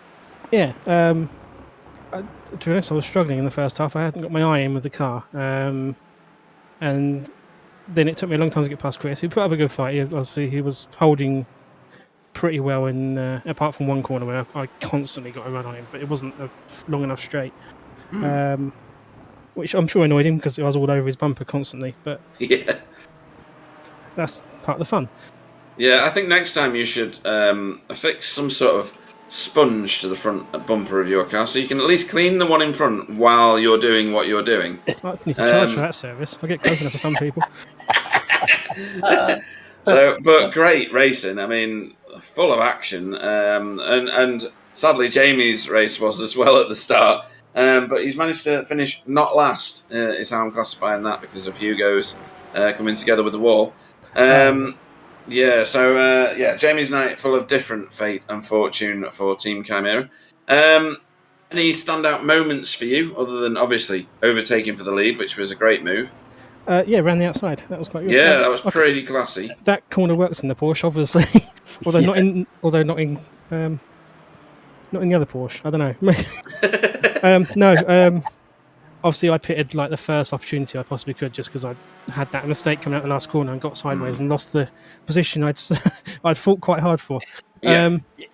But that was pretty tight on fuel. When I came out the pits, I had a delta of about minus 0.1, and I got that to about 0.6 at the end. So, if it had gone an extra lap, I'd have been in trouble. But luckily, it didn't. No. Yeah, fantastic drive. It was a fantastic drive, Simon. So enjoyable. Such a spirited fight back, mate. It was wonderful. You can thank the Porsche Magic tyres, which sometimes after the pit stop switch themselves on constantly, and it just flies. Because I was doing qualifying laps at the end of that, so it worked very well at the end. You really were, actually. Yeah, you did a 129.03, which was only 0.2 slower than the qualifying time. And faster than my own qualifying time. And faster than your own qualifying time as well. And Stephen was taking it to you, actually, because not that far from the end, he did a 129.06, so only 300ths of a second slower. So it was very balanced, but you had the upper edge with probably consistency. Road Atlanta's the next visit for this series. Usually that's universally liked. Is that a track that you get on well with? No. Oh, right. Okay, we've found a flaw in the ointment here. Go on. I seem to have bad luck there constantly, and I have driven the Porsche around there before and done a race, and I ended up in the wall. So, was that turn 5 by any chance? Do you know what it was? Everybody dies at that corner at some point. Or turn 3, yeah. Yeah, or turn 3, yeah. That was back when the Porsche first came out, and it had the Uber Pogo suspension. So, hopefully, it's better than that now. I miss those days. It made me competitive because everybody else was dying as well. It put you in the wall. Yeah, totally. Anybody you'd like to have a thank before we let you go tonight? You guys for running the league, doing the broadcast, etc., etc. Everyone who turns up for the league, because otherwise it won't be a race to actually win. Jamie for laughing at me when I was spinning in practice. There we go. Okay. Brilliant racing tonight, Simon. Highly entertaining. Thank you very much. Cheers, guys. Thank you. Okay, right. Second into the room. Are you doing any of these, or do you want me to start them? No, you keep doing it. I'm enjoying myself. Okay, cool. So next visitor to our booth is our second place finisher for GT4, Stephen Walker. Good evening. Hello, guys. So, another driver who's been in the thick of all sorts of battling tonight and at the pointy end of GT4. How do you feel your race went? Rubbish. Rubbish. I did wonder whether you'd say that. You were the pole man and you finished second, so you're never going to say it was a brilliant race, I don't think. In what way do you find it was a rubbish one for you? I just struggled for consistency through the second and the third corner, basically. Right. Everywhere else, I was fine, but I don't know whether it was the Porsche, because Hugo was like it at the first half of the race, and then Simon would just make time there or pull away from me through that sector. But for the rest of it, I was fine, because I was just too scared of spinning it, and I think I nearly did at one point, so I was like, I just had to back off a bit and just try and run my own race and hope no traffic put me back in the picture. But Yeah, I don't know. I maybe put a lap of extra fuel in. I don't think it would have made much difference. Simon would have caught me anyway. Well, it was the lap traffic. I came out of this onto the start-finish straight, still with a second and a bit gap. Mhm. So I think I'm not saying he wouldn't have passed me. He would have, I think, but TCR shaped as if it was going to go to the right, and then just stayed where it was. But I'd already committed to going down its left on the outside of the start-finish straight. It just couldn't pick what it wanted to do, so I had to brake, and that just put Simon right on me. Then, and he was with me. I think he was passed on the next lap. Yeah, it didn't take him too long, to be fair. When Hugo met with the wall, or the wall met Hugo, whichever one you want to go with there, you must have thought, well, there's a few more points at least. Yeah, it really put me off. My outlap, well, my in-lap was terrible for the pits, and my outlap was even worse because I came out and I was like, where's Hugo? I was like, Yeah. I assumed he was just I thought he'd be a couple of seconds further ahead of me. Uh-huh. So I'll be honest, that really put me off because I was looking for him, and that cost me a second that lap. I'm sure it did. Right. Just confusion reigning. Yeah, no, honestly, it did because there's so much information on the screens now, and I'm just like, I don't know where he is. What's going on? I couldn't see him. So yeah, my plan was if I was going to be behind him, he just kept going off and getting off track because he barely got a clean lap in qualifying. I was like, you'll just give yourself a penalty if I just stay close enough to push him to do that, or at least at one point he's going to go a bit too far and it's going to spin. Mm-hmm. And then when I came out the pits and saw Simon was like 2.5 seconds behind me, I was like, and Hugo was nowhere to be seen. Yeah, like I said, it really put me off. But fair play to Simon, he drove his arse off. I think he qualified 5th, 6th, something like that. Yeah. I know he pitted early. I think that must have helped him.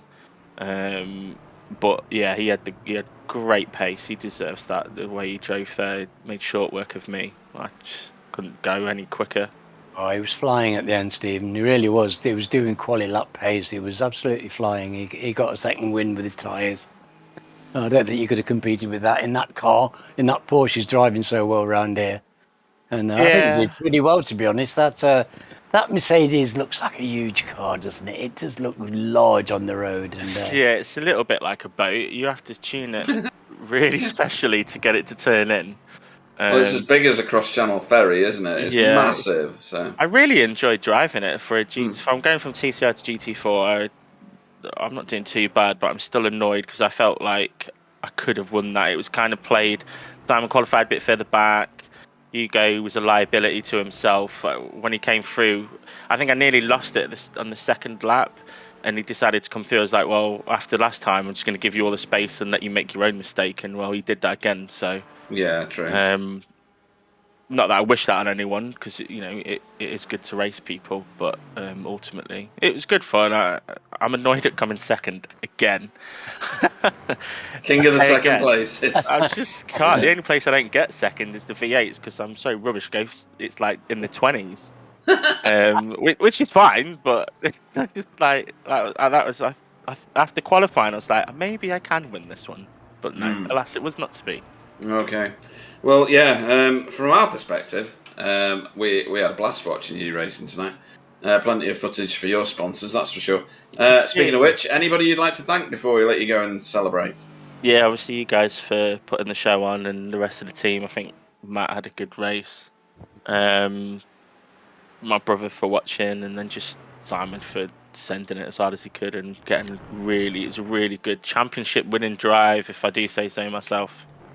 That's very gracious of you, Stephen. Really is very gracious of you, mate. Very much deserved. It might be a bit closer if I hadn't have messed up the first 2 rounds, but he has missed a round and I haven't, so that ultimately he deserves to win it. Well, yes, but you push him hard and it's been fantastic. It's still fantastic. I've done my best. No, it's wonderful entertainment. Thank you very much. All right, happy you guys can enjoy it. Yeah, and we've got Road Atlanta next. Simon says he doesn't enjoy that one so much because Turn 5 kills him. Hopefully you can get the upper hand on him there then. Fingers crossed. I do like that track. It is one of my favourites, so we'll have to wait and see. I don't know. Well, cracking performance tonight, and well-deserved second place, even if you wanted it to be first, Stephen Walker. Cheers, guys. Thank you. Good night. So we've got pretty much the entire TCR field in the lobby at the minute. So we'll start. Sadly, with the race winner, who is Wobbly. Anybody you'd like to thank, Wobbly? Not you, and not you. Okay. Bye. So, you start. Where did you start? You started like Second. and then only improved by 1 place. That's not that good, is it? No, but it was the best place. We're skipping over that fact and that detail just for this. But no. It was a race of many events, to be honest. The start of the race seemed utter chaos once Sam had kind of lost control of the car slightly, and he relegated himself down to 5th. Yeah. And then there was a big scrap going on after that. Just one big scrap. That's all I'm going to describe it as. And then pit stops happened. And I thought that Matt Elmore managed to give himself a massively long pit stop. But I'm not sure about that, so we're going to ask him if he's still about once we got through some of these interviews. What's your take on the race? Yeah, so Sam made that little mistake, but I was already, Sam and me were, kind of figuring out before the race what we're going to do, because, again, I don't have a teammate in this, so I'm pretty much just now driving with Sam a bit and Matt. So we wanted to fuel save our asses off like we did at Winton, but then he made a mistake, and I didn't want to be the first one. And then I saw Matt behind me, so I lifted off, opened the door, so he would drive in front of me, so I could just still do the same thing. And I mean, the Honda was pretty good around here. On the straights, it was still hideous. I think I saved quite a bit. I did it with fuel in the end. And Matt changed tires, and I didn't. Sam didn't, and a couple of other guys changed as well. Where you didn't really have to, because my place was just on the same. The car felt horrible, but it was still drivable. And Matt really pushed me at the end. I think that he was a little bit better on the tires, had more control in the car, but yeah, he kept making mistakes. Mm-hmm. And for me, to be honest, it was quite a gentle drive. I just had to pass Matt with a lunge. And once we went for the pit stops, I actually had a slowdown. I could have driven like 3 more laps, but I had a slowdown from a corner before. I figured I just might, just serve it at the pit entry. And then I apparently just screwed Matt over because he forgot to click his tires because he stuff like that. Right. So it worked out. Yeah, that may explain his longer pit stop. So, but we saw your overtake, and we both commented that it didn't look like a lunge. It looked like a very professional affair, very clean, because you were clear of him well before the end of the corner. Yeah, I did the same same move on an official twice in a row. Oh, so right. I knew I could make it stick. And then the official, obviously, I was a little bit more elbows out, and I did get less space than Matt did.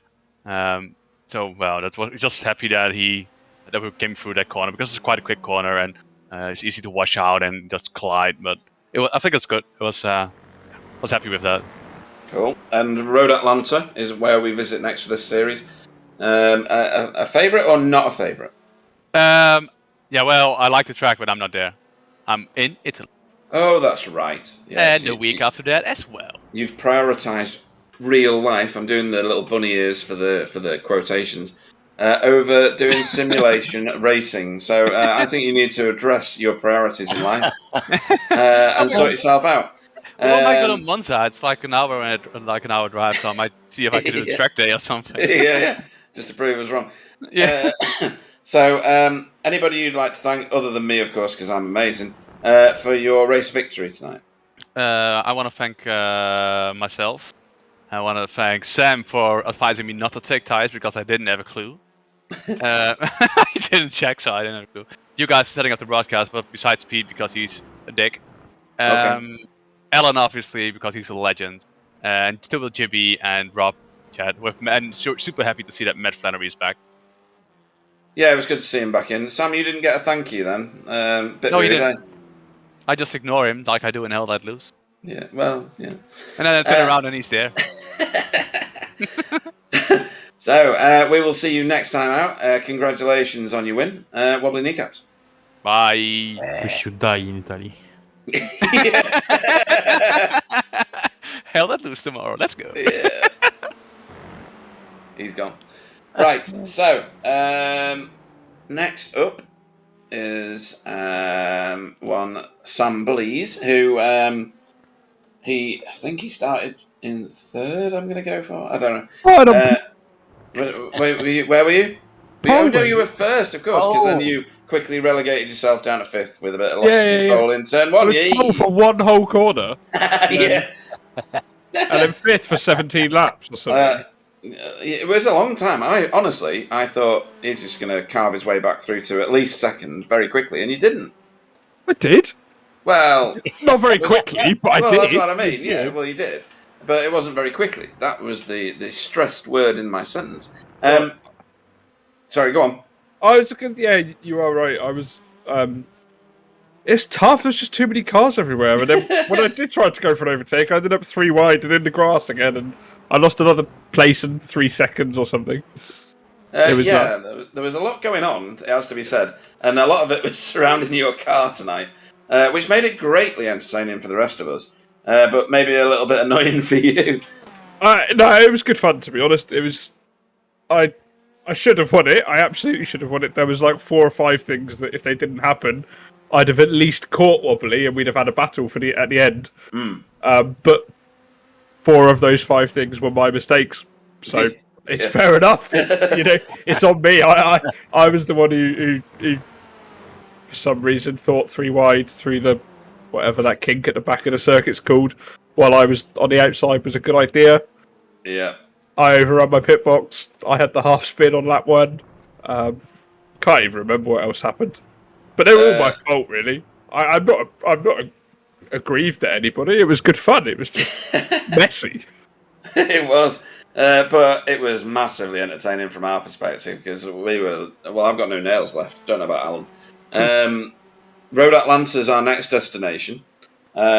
Wobbly isn't going to be there, so he's not going to annoy you in any way. He might do on social media because he's just annoying like that. But the existence of Wobbly is quite annoying to me. Yeah. Regardless of his racing status.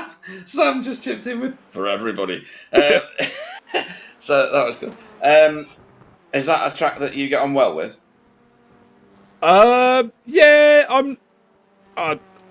I don't have strong feelings about Road Atlanta. It's okay. I think I can do decent laps there with a bit of practice. It's not a favourite, but it'll be fine, I'm sure. Cool. And we got Matt Flannery back. Can't even speak. We got Matt Flannery back this week, which is brilliant.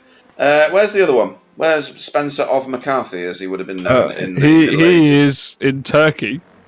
Why would you be there and not racing? What's going on? I don't know. Well, I mean, I think the big question here is who doesn't take their rig on holiday with them. Well, obviously. In fact, we've got someone in one of our leagues who takes their rig with them in their truck. Who is that, Sam? Do you remember who that is? Is it Andrew? Is it? I think it's Andrew Littler. I'm sorry if Andy's I'm wrong. got a travelling rig. Yeah. I mean, yeah. What a legend. See, that's a lesson for everybody, isn't it, Sam? Yeah, a direct drive on his travelling rig now. Is it? Yeah, man. Oh my God. His travelling rig is better than most people's at home, let me tell you. That's just amazing. So that's real commitment. So Spencer, he needs to have a word with himself. But no, fantastic racing tonight. Anybody you'd like to thank before we let you go and celebrate your second place? I have a quick question, which is, did you catch my overtake on Russell? Because that was the only good thing I really did all race. We saw so many. We did see that, didn't we? It was right the outside of the final corner, then turn 1. Yeah. You were side by side for that whole section. Yes. And then kind of ditched him, exiting turn 1. Yeah, we saw that. Yeah, that was a good move. Oh, cool. That's the only thing I hoped that was on camera. I enjoyed that. I hope it wasn't when we had some downtime, because we had some connection issues thanks to SDK tonight. So when you watch it back, if you get angry because it's not there, it's not our fault. I'll blame Wobbly. Yeah. As you should for everything. Brilliant racing tonight, and very entertaining. Thank you very much, Sam. Thanks all. Cheers, guys. Thanks, Sam. Okay, so next up is where's he gone? I'm looking for the wrong words because I'm looking for Matt Elmore and I have to look for Captain Mandarin. So, Cap, third place tonight. we saw you with what I was considering and chatting about for probably longer than I should have been on a broadcast, a longer pit stop than most other people. Yeah, thanks, Wobbly. Oh, really? Excellent. Right. So this is good. We can blame Wobbly for something else. Yeah. What happened? Well, first of all, I have no idea what happened on that first lap because I had an awful start and then all of a sudden I was first. So I just went flat out, and it got to a point where I had to pit. I was going to run out. I didn't have enough fuel to do another lap. And it turns out it just happened to be at the point where Wobbly had a slowdown and had to put the brakes on before he went in the pits. Right. It cost me quite a bit, and then I forgot to take my tyres off. So I changed my tyres too. Right, well, that explains a lot then, because I was watching you dropping down and down and down, and I was like, surely not. Surely this is something digitally wrong, but no. An 8 second or 6.5 seconds extra in the pits. Literally at the pit entrance, Wobbly all of a sudden had to slam his anchors on because his slowdown would have still been there. I was coming in as fast as I could, and obviously I had to slam the anchors on, so it cost me a bit. And your teammate, who we're going to get in next, if he's still there by the end of this interview, he had a few ding dongs with Carl. Has the hair pulling and the handbag swinging stopped already, so that we can interview them? No, they're good. To be fair, I had a couple of ding dongs with Carl. I actually felt a bit like out of order on one of them. I think I tried lunging. I had so much more grip because of the new tyres. I tried lunging into the corner, and was that at Sterling's? The left-hander before. We saw that, and I blamed you. Yeah, well, I blamed myself. Hence the reason I let off and told him to get back past. And then again. We were watching Sam race last night, and we knew that there was a possible overtake on a certain corner, and we were both saying it, and then we come to it, and he made a mistake. I thought, I'm having that. And then Heath says he came across on me, and we touched, and he spun off. And I think it's one of those 50-50s. Maybe I shouldn't have gone for it, Matt. I don't know, but I'm taking third. All's fair in war and iRacing because they're basically the same thing. But no, very entertaining race, and you seem to be in the thick of all of it until the much delayed pit stop. And then your fight back was pretty spectacular as well. So thanks for great racing tonight. Third step on the podium's nothing to be downplaying because that's good points. And that's going to do your team points great as well, which is also something you are still well in the fight for. So anybody you'd like to thank before we let you go? Thanks, Wobbly. For services. Thanks for all you lot for hosting. My teammates, Carl for putting up a great race, and pretty much accepting 50-50 that we both probably shouldn't have gone into a move which caused him to lose a place and me get on the last step of the podium. Yeah, definitely. But anyway, thank you very much for tonight, and we'll see you at Road Atlanta next week. One of my favourite tracks here. Awesome stuff. Good lads. Awesome. First one tonight that said they liked it that much. It doesn't mean I'm good. I'm the same. No. You drove great tonight, Matt. It was fantastic. Lovely. Cheers for that. In that case, congratulations, and we'll see you next time. Cheers, mate. Yeah, cheers, lads. See you later. Bye. Good night. So, everybody else has left the interview room, which means we get off earlier. Like that's a priority for us. So, as I've already mentioned, this series goes to Road Atlanta next week. The week after, it's Fuji, which is going to be a new one on me, to be honest. I've not done many laps there, so that's a fortnight's time for this one. This coming weekend, we're doing V8s again. I think. I'm just trying to find my thingamajiggy. It is. It is Suzuka. It's going to be a good one. That's going to be an absolutely brilliant race. I'm just trying. I'll be tuning in to watch that. That's going to be a cracker. And nothing on the Sunday this week. So Suzuka on Saturday for rounds 3 and 4 of V8s, and then Road Atlanta for this series on Wednesday coming. So I've had a brilliant race today, but we've got a very difficult set of decisions to come to. Am I right, Sam? Because I've not done this one for a while. We do one from each class as driver of the evening. We right? do. Okay. So I'm going to go first. I'm not going to do what Clyde does and abdicate the responsibility of the decision to other people before I make my own, so that I can sound all wise. I'm going to say in GT4, I'm going to go with what I said in the middle of the race, and Simon Trendle is getting my vote for the yo-yo effect that he had going on.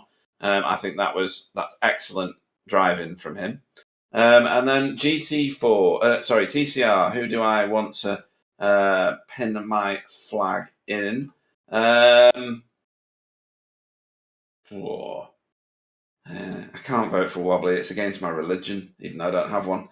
I'm making a new religion now. Who should we go with? Everybody that I see did something a little bit awry. I think Sam Blease is going to get my vote for the consistency of his race. He's gained a position. He's lost a position, but then he's gained a load back. I think the fight back was very good and very clean. So my vote's going for Sam Blease tonight. So I'm going to choose. Who am I going to choose to vote next? I'm going to choose Sam. Go on, Sam. All right. Well, people will say I will go for winners again, but I will pick Simon in GT4 because he started 5th and he came up with an astonishing first position. He had a few troubles, but the recovery drive from 5th was great, and finishing first is probably the best result he can have. Yep. But it's effectively the best. And Wobbly, with the worst car probably on the grid, will get my vote as well. Again, a winner, but with that car, managing to finish first is a great result, I think. And I still hate Wobbly, but he got my votes anyway. See, all of those thoughts went through my head, and then I was like, yeah, I'm not voting for Wobbly. So, Alan, where are your votes? Well, look, this is not fair because you've already done this, haven't you? I mean, it's obvious that Simon's the outstanding driver in GT, and it's so I have to pick Simon. Right, clean sweep for Simon on GT4 then, and then TCR. Who had to drive the wheels off the car all evening just to stay in contention in a car that's clearly down on power on the straights? There had to be a legend not using his brakes in the entire race and actually fuel saving. So it's got to be Wobbly. Okay. So Simon and Wobbly properly cleaned up in the points scoring exercise. I don't know what that does to the standings in there. I'm just going to have a quick look now. So driver of the meeting. Simon Trendle gets 3 more votes, takes him to 10, so that puts him ahead at... Oh, I already updated the votes. So did you really? Yeah. Okay. So that is it. So he's on 7, so he's clawed his way forward. And then Wobbly's doubled his points haul, so he's in 6th at the moment. But he's kind of joint 4th, if you want to take that point, because they're all on 4. So that's mixed that up good and proper. In that case, I'll start bringing this broadcast to a close because I'm knackered after that. That was such a drama-filled race. It was 1 hour that seemed to disappear past so fast, and I didn't even notice that we were on the last lap because there was so much going on. It's been a great race tonight. I might actually come back to this next season and race it myself. I'd like to thank Sir Alan for being in the booth with me and Sam for struggling through all the troubles handed to him by SDK to deliver another great broadcast from BSTV, and we'll hopefully see you next time. And from me, before I hand over to Alan, it's a good night and thanks for watching. Yeah, and the same for me, and well done to Pete, because his late arrival was precipitous and most needful as well, because Sam and I weren't very looking forward to having to do an introduction. And well done for Sam, keeping his nerve and keeping it together. Brilliant. Thank you very much. Yeah, thanks, Pete, for showing up. I don't know where Clyde is. Hopefully he's still alive and will let us know soon enough. You're doing the broadcast Saturday, Pete? You're feeling good about that? I am definitely for that one, yeah. Great. Well, we'll see you on Saturday for the V80 SA Round 2, 3 and 4 from Suzuka. Yeah, I might be the only one in the booth, folks, so it might be hilarious because I'll be doing cameras and broadcast because Sam will be racing. It's going to be very exciting. I'm looking forward to it.